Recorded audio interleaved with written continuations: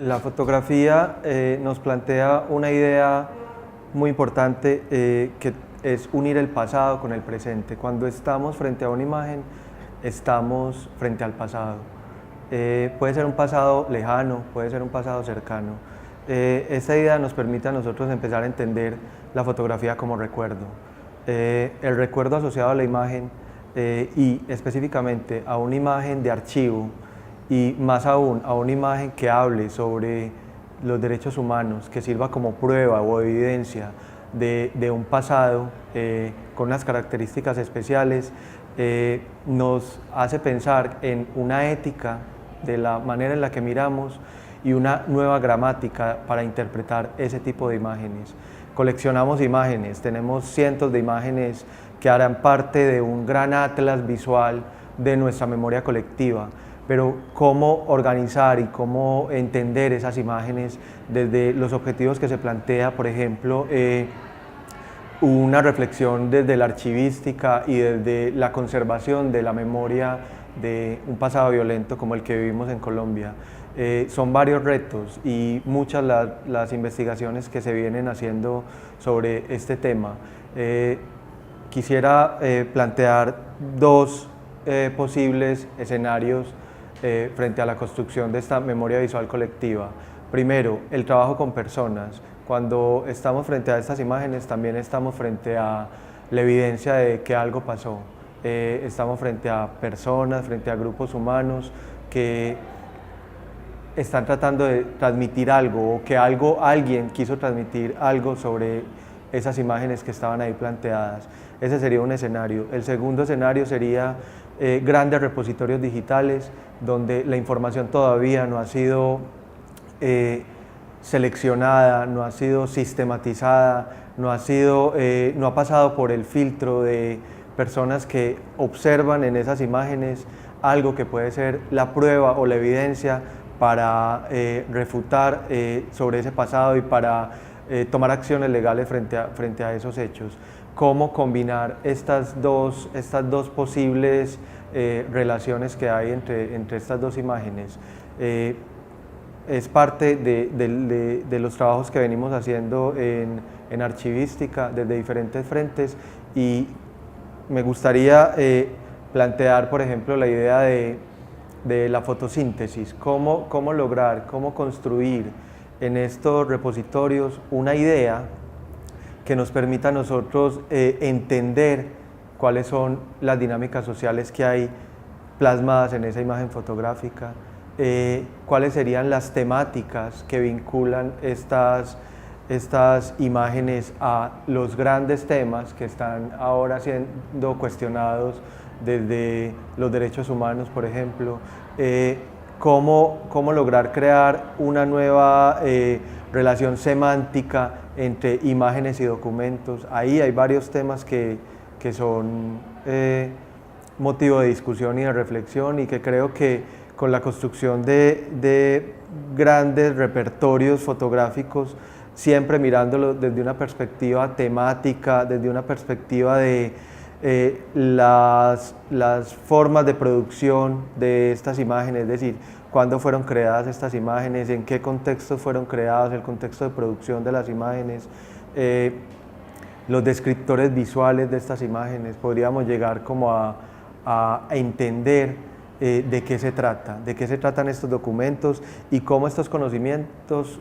o cómo estos documentos podrían terminar siendo un conocimiento que nos permita empoderarnos de nuevos discursos sobre la memoria. Frente a la saturación de imágenes a la que estamos expuestos, donde tenemos grandes cúmulos de información, miles, cientos de información, y estoy hablando no solo del formato análogo, sino del formato digital, que es aún mucho más complejo. Muchas veces las imágenes no nos disuaden de lo que está sucediendo o lo que nos está tratando de decir esa información. Es decir, el documento frente al que estamos no nos disuade de la información que hay ahí. Y es justamente porque para uno poder entender de qué se trata esa imagen, tiene que haber una conciencia política en el medio, es decir, las imágenes tienen que tener un mensaje específico y tienen que estar ancladas a un contexto específico para que puedan tener la resonancia y el poder que tendrían a nivel social y a nivel cultural. Estamos anclados no solamente ante el tiempo de la imagen, sino también ante la información que la imagen nos da. Y es justamente en la información en la que nosotros como expertos de procesamiento de estas imágenes, como analistas de estas imágenes, tenemos que empezar a dimensionar en ellas esa carga política y esa carga ética de las que están revestidas. Pero también hay un dilema, y es que muchas de esas imágenes están cargadas de dolor. Entonces, ¿cómo interpretar una imagen sobre el dolor? Es decir, ahí hay también un compromiso ético y unas formas de mirar especiales que nos hacen a nosotros ser mucho más sensibles frente a la imagen y a la evidencia en que estamos, frente a la que estamos. Es decir, cómo esto son los relatos o los testimonios de un momento específico, los testimonios de una sociedad específica, cómo estas imágenes nos hablan de algo sin necesariamente ser explícitas, porque también lo explícito a veces puede ser muy entendido de una manera muy literal y tal vez ese no sea el mensaje que quiere dar la imagen. La imagen a veces puede ser muy plana del momento histórico, pero nos está mostrando, por ejemplo, sujetos o lugares o datos que nos hablan de el dolor que vive una comunidad, el tipo de resistencia con el que están luchando, al que se están enfrentando, y es justamente ahí donde nosotros, a través de la conciencia política que le imprimamos a esa imagen y el contexto que le demos, es donde logramos convertir esa imagen en un documento que sea fiel a lo que nosotros queremos decir. Cuando hablo de cientos de imágenes y miles de imágenes, no estoy hablando en sentido figurado, son miles de imágenes digitales que hablan sobre un solo momento. Y puede ser un momento muy banal, puede ser un momento en el que se esté haciendo una reunión, se esté haciendo un taller, estemos frente a la presencia de una cantidad de personas reunidas, pero cuando nosotros entendemos que esas personas son personas que nunca habían hablado sobre lo que les pasó, son personas que nunca habían